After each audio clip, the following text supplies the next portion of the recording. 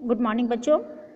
मैं आज आपको बिजनेस ऑर्गेनाइजेशन में पढ़ा रही हूँ, यानी वो जो आपका लेसन चल रहा था विदेशी व्यापार, उसमें मैंने आपको निर्यात की मदें बताई थी। आज मैं आपको बता रही हूँ नौभाटक क्या होता है ना। तो जहाजी भाड़े का प्रसंविदा यानी एग्रीमेंट, यानी जब मैं आपको समझा देती हूँ इसके बारे में। विदेशी व्यापार का अधिकांश भाग समुद्री मार्ग से जाता है, यानी जो माल बाहर भेजा जाता है वो अधिकतर माल जो होता है समुद्री मार्ग से भेजा जाता है।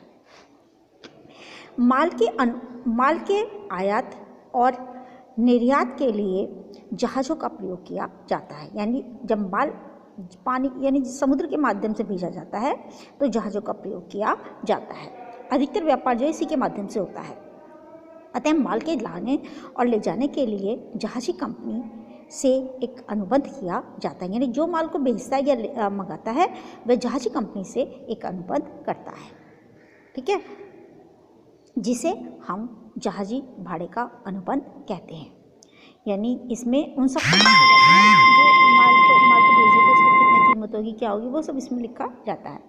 इस अनुबंध के द्वारा, यानी कि जो एग्रीमेंट होता है, इसके द्वारा जहाजी कंपनी और निर्यातकर्ता बोलते हैं, निर्यात अभिकर्ता बोलते हैं, जो माल को बाहर भेज रहा है।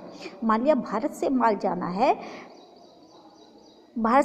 बाहर जाना है, थाईलैंड जाना है मान लिया, तो यहाँ जो करेगा वो निर्यातकर्ता कहलाएगा, क्योंकि वो यहाँ से माल भेज रहा है। सारे काम एजेंट के थ्रू होते हैं। अभिकर्ता के बीच माल को एक बंदरगाह से दूसरे बंदरगाह तक ले जाने के लिए कुछ शर्तें तय की जाती हैं। इस लिखित अथवा मुद्रित या मौखिक, यानी छपे हुए जो भी होते हैं, शर्तों के आधार पर ही जहाजी कंपनी माल को बंदरगाह तक पहुंचाने के लिए सहमत होती है। जहाजी कंपनी द्वारा सेवा के लिए, यानी इस कार्य के बदले में धन लिया जाता है, वसूल किया जाता है, जिसे हम भाड़ा या किराया कहते हैं, ठीक है। तो ये होता है जहाजी कंपनी का भाड़ा, यानी जहाज के मालिक और निर्यातकर्ता के बीच माल को भेजने के संबंध में जो एग्रीमेंट होता है उसे हम जहाजी अनुबंध कहते हैं, ठीक है।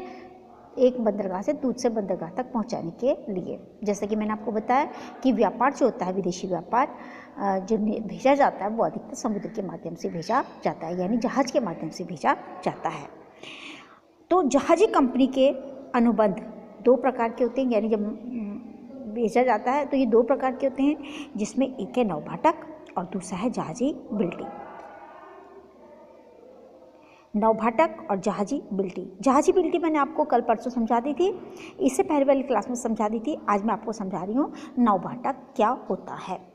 नौभाटक जब अधिक मात्रा में माल भेजना होता है तब पूरे जहाज अथवा उसके एक हिस्से को किराए पर ले लिया जाता है।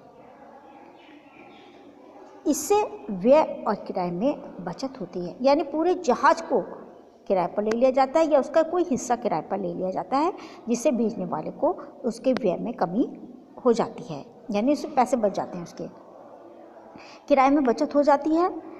इस दशा में जहाजी कंपनी और निर्यात अभिकर्ता के बीच जो अनुबंध होता है उसे हम नौभाटक पत्र कहते हैं, ठीक है। तो ये मैंने आपको समझाया आज नौभाटक।